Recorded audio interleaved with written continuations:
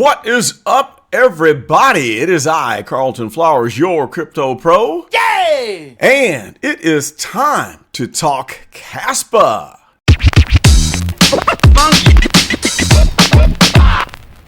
All right, guys, since the last update, we've had some significant chart action that I want to talk about here. And in the last several videos, I've been discussing this very strong uptrend and waiting for a pivot.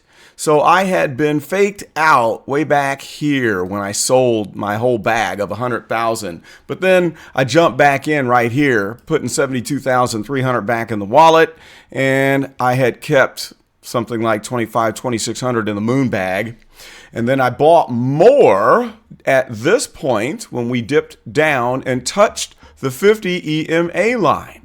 So then the next significant thing that has occurred since that video, I bought a little bit more, another 10,000, when we broke the 50 EMA line. Right there, we closed the candle below the line for the first time in a long time. Now, I'd have to scroll out to see this. Let's just scroll out real quick before we talk about the micro and see how long it's been. We're going way, way, way back. Good Lord. It's taken us into October, the last time, mid-October, somewhere around here when I bought, when we were below the 50 EMA line. And since then, we came up, bounced on it, bounced on it, bounced, broke right there. So let's look and see if we can find any evidence that this is a possible pivot point. First of all, when you print one candle, just one is all it takes, where you close below the line, that lets you know that that's confirmation. So we had broken the line here, and then we printed this doji candle right here. That was confirmation, because what happened next? We came up with that green candle. It wicked up through it, but it closed at the 50 as resistance right there. And then what did we do next? We had another doji, which is indecision, where we came up to the 50 and we closed it as resistance. Then we did it again. And this one hit the resistance and then dropped down. After that point, we've got a new low here. And then we had the two green candles and a red. And the next drop has taken us much farther away from the 50 EMA. I'm going to go ahead and say that it's probably safe to call this a pivot, where this is the point where we're going to start our downtrend leg. We should see action going to the downside for a while. And if we scrunch this back in, we can look at some of the volume nodes to get an idea of the possibility of where price could go. So at any point, and of course, this is not financial advice. I forgot to put that in there. This is just my opinion, and I am not endorsing this project. I like this project and believe in it. I'm not going to go so far as to say that, this is the greatest project on planet Earth, and I believe with all my heart that, it's everything that it's cracked up to be. I don't know, because anyone can tell you anything, but I like how this is a community-based project. I like how it's proof of work. The block DAG idea, the Ghost DAG protocol. Seems to me that, as I've said many times before, that Kaspa is almost too good to be true. I love it. This is my favorite project of everything right now. It took the place of Kadena, as my favorite project. Now, of course, we know that anything can happen, and that's why I tell you do your own research and don't think that I'm giving a glowing endorsement of this project because it's my favorite. Because we know that anyone can say anything. And with the recent news and all of the cataclysmic events that have taken place, a lot of those claimed that it could never go wrong. And what happened? They did. Okay? So just take that for what it's worth. Anyway, we're going down, I think, as my opinion. But I could be wrong, and I could be made a fool of, and this thing could bounce up and start moving upwards again. But here's the reason why I say that 60-40 chance we go down. It's because of the break of the 50 EMA and the positioning of the stochastic, where we're getting a peak here, give us this all-time high, and then the next peak is lower, and the next little peak is lower, and then the next peak is lower. Those are descending peaks which say downtrend in the micro. And then we have this straight, solid movement with a divergent MACD oscillator pair where the blue line is falling away from the orange line still, which means we could get down into the oversold area and stay down here a while. We could get stuck. Or when this comes up back here, we could produce lower highs, because that's what happens when you're in a declining parallel trading channel.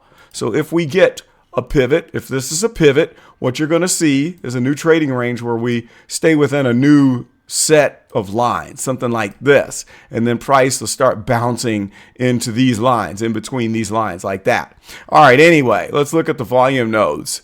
We've got a cluster below us that could pull us down, and it's a big one. And it is right here at a price of 0.0065-ish, okay?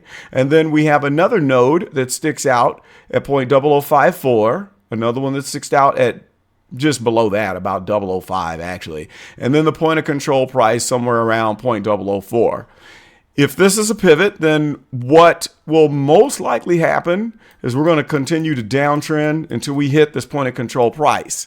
And then after that point, it's either going to bounce here as support, or we're going to go back to cheap zone. And if we go to cheap zone, I'm going to load up.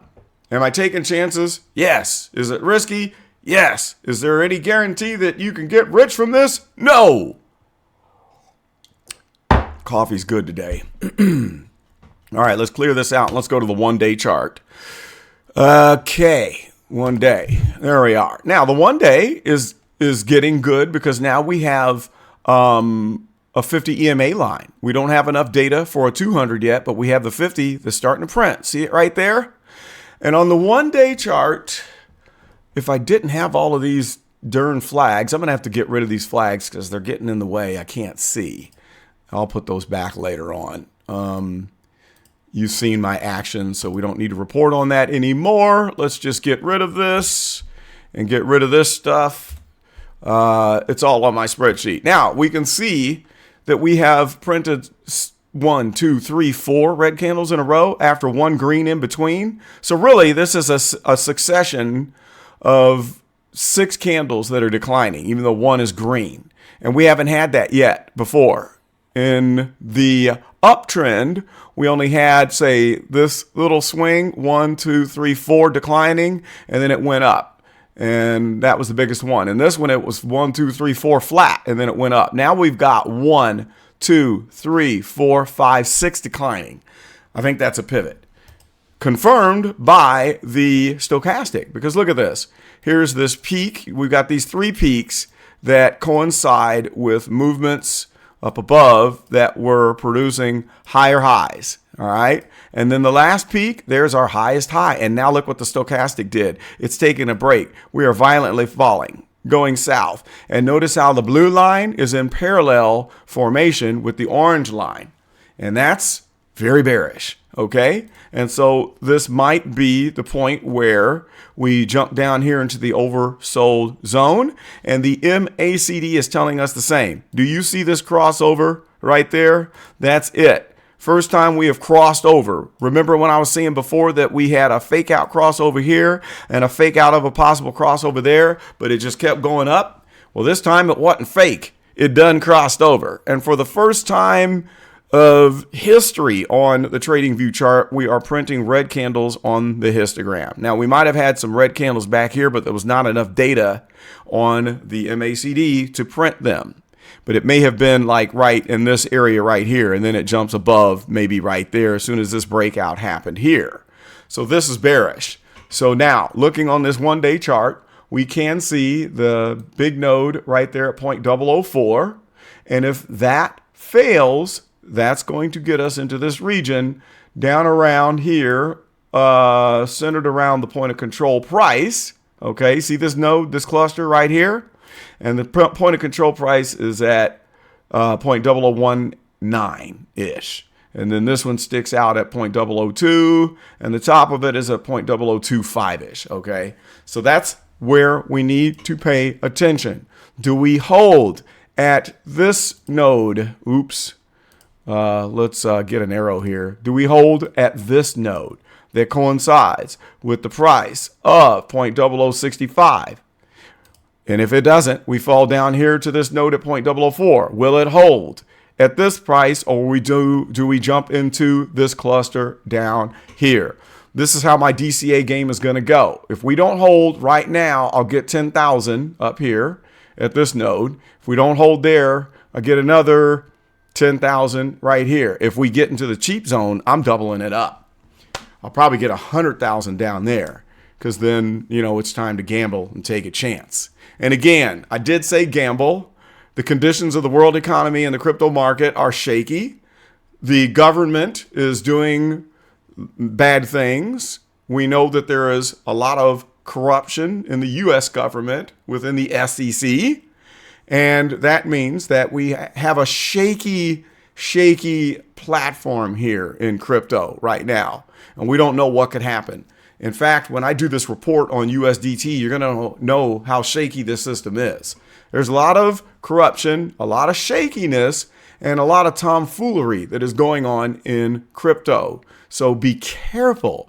I'm continuing to take my chances because I'm spending money that I can afford to say, bye-bye, see you money, I'll never see you again. So what I've invested into this, if it goes to zero, hey, I tried, okay? I'm not going to be out in the streets living in a box by the side of the river, subsiding on government cheese. Okay, so that's about all I've got. We're going to talk more about the Kaspa project fundamentals, and I'm still working on Jonathan Sampolinsky. I just sent him a message. He was asking me who the biggest people that I've had interviewed on the channel, and the answer was zero, because I don't do that. I don't like interviewing projects because when they're looking to push and promote, something's usually wrong. But I'm asking him to come on to teach us about this project, not so he can promote the project, because that's not this type of project. So if you think I should continue to bug him, post it in the comments. Send him a message. Say, hey, Jonathan, come on the Crypto Pro channel with all the cool people. We want to get to know you and want you to come and say hi. All right, well, that's all I've got for now. I would love it, though, if you would like, comment, and subscribe to the Crypto Pro channel. And if you feel it necessary to drop in a super thanks to help me defray the cost of producing these videos, you may do so. And otherwise, we'll see you on the next one. This is Carlton, and I am out.